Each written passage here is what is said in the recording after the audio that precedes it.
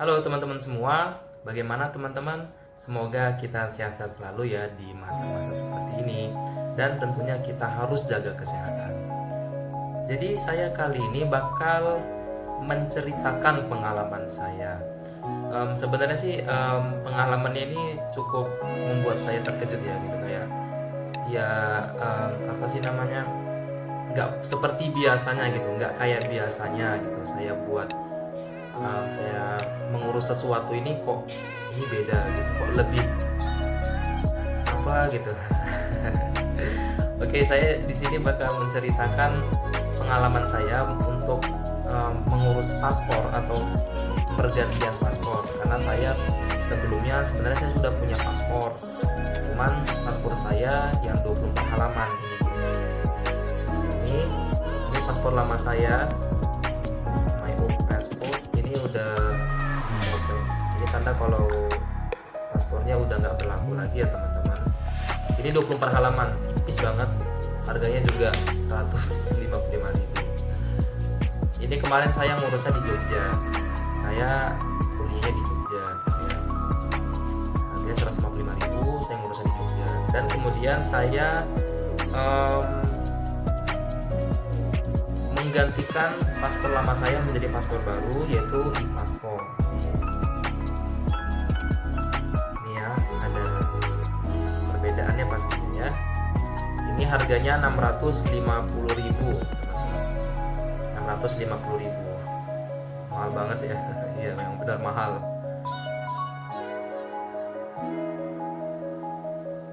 Pada bulan Maret kalau nggak salah saya, kalau misalnya salah dikoreksi ya teman-teman.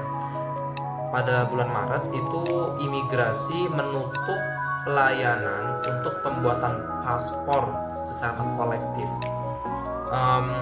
terkecuali hal-hal yang mendesak, misalnya kayak ada yang mau berobat, atau misalnya urusan dinas, atau misalnya memang ada urusan yang lain yang mendesak yang sifatnya emergensi, itu imigrasi melayani. Sedangkan untuk pembuatan paspor secara umum itu imigrasi tidak melayani. Namun setelah adanya new normal, maka imigrasi reopening untuk pembuatan paspor secara umum. Hanya saja ada perbedaan teman-teman. Kalau seperti biasanya ya, apalagi ketika saya buat paspor saya yang ini dan pengambilan antrian online untuk teman-teman saya yang membuat paspor itu rasanya sulit teman-teman, sulit ngambil antriannya, terus ngantrinya, aduh capek deh.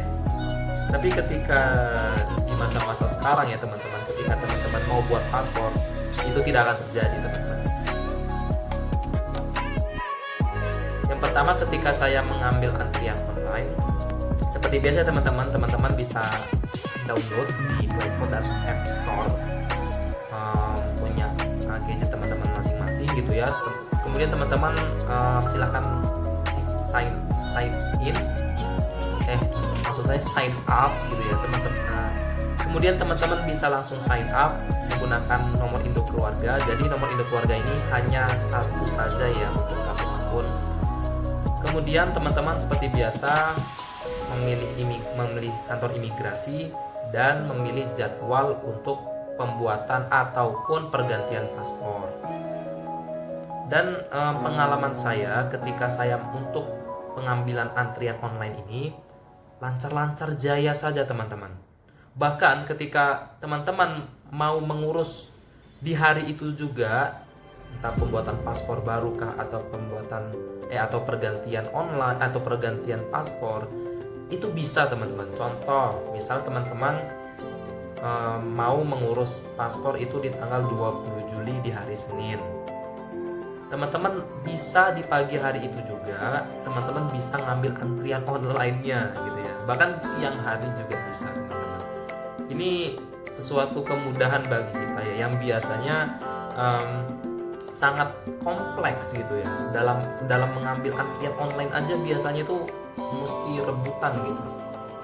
cepat habis gitu ya, dan biasanya server itu sering error gitu ya, sering nggak jelas kok bisa nggak bisa, kok bisa nggak boleh dibuka atau gimana, nggak ngerti gitu ya.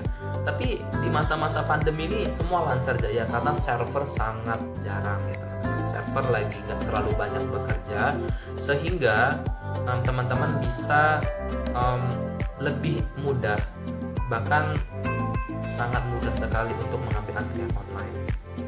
Setelah teman-teman mengambil antrian online, teman-teman silakan datang ke kantor imigrasi sesuai dengan jadwal dan jam yang telah ditentukan. Sebenarnya kalau lebih cepat sih lebih bagus, jadi nggak berdasarkan jadwal, tapi harus lebih cepat ya, tapi tidak boleh terlalu lama dari jadwal, ataupun lewat dari jadwal tuh jangan, takutnya nanti pihak imigrasi tidak melayani. Sesampai imigrasi, saya melihat situasi bahwa saya cuman ngantri untuk satu orang doang. Jadi saya itu ngantri cuma satu orang, setelah itu baru saya gitu.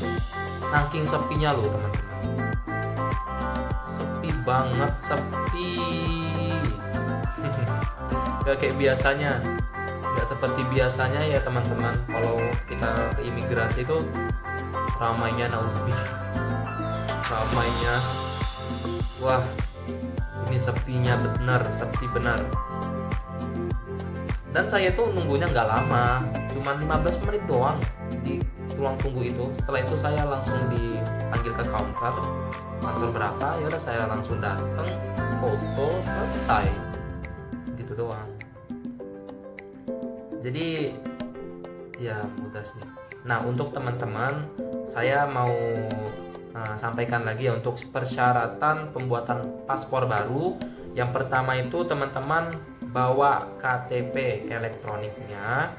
Yang kedua, bawa akte kelahiran, atau bisa ijazah terakhir ya, atau bisa buku nikah bagi yang sudah nikah, bagi yang jomblo gak usah lah ya. Atau yang lain-lainnya, pokoknya ada keterangan nama ayah gitu ya. Jadi tadi ada akte atau ijazah SMA atau ijazah, pokoknya ijazah terakhir gitu ya. Yang ketiga buku nikah. Itu sih pilihannya. Kalau saya ingatnya cuma itu. Kalau yang ada yang lain silakan ditambahkan gitu. Kemudian bawa kartu keluarga yang asli.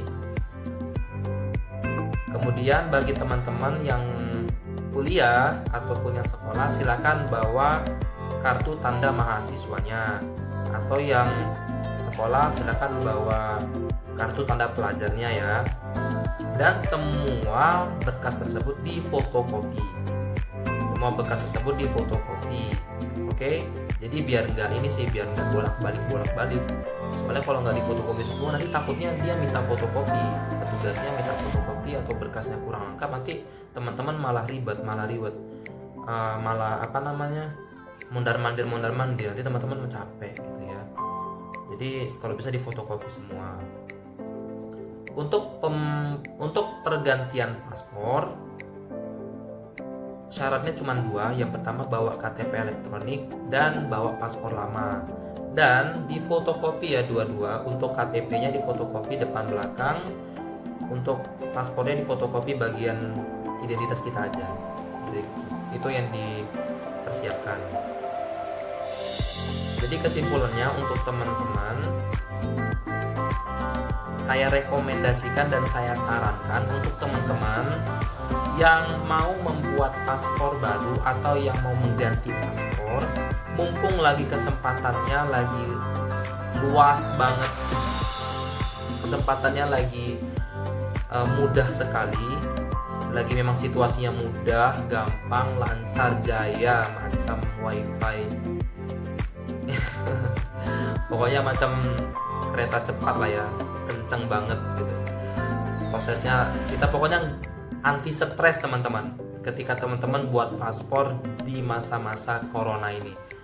Saya sarankan untuk teman-teman ketika teman-teman mau buat paspor baru, silakan di masa-masa sekarang ya teman-teman. Kalau misalnya teman-teman mau buat paspor ketika teman-teman mau keluar negeri, itu nanti takutnya ya balik lagi, nanti bakal kembali lagi ramai, bakal kembali lagi servernya sering error, nanti teman-teman malah sulit lagi. Nah gitu ya. Sebenarnya untuk buat paspor ini kita tidak mesti punya planning untuk keluar negeri ya teman-teman. Jadi teman-teman bisa buat paspor itu kapan aja, di mana aja, selagi teman-teman memang ada niat gitu, ada kemauan aja mau buat paspor, udah silakan boleh buat paspor. Tanpa teman-teman buat ada rencana atau planning mau keluar negeri, teman-teman bisa buat paspor. Jadi itu saran saya. Terima kasih, semoga bermanfaat. Dadah.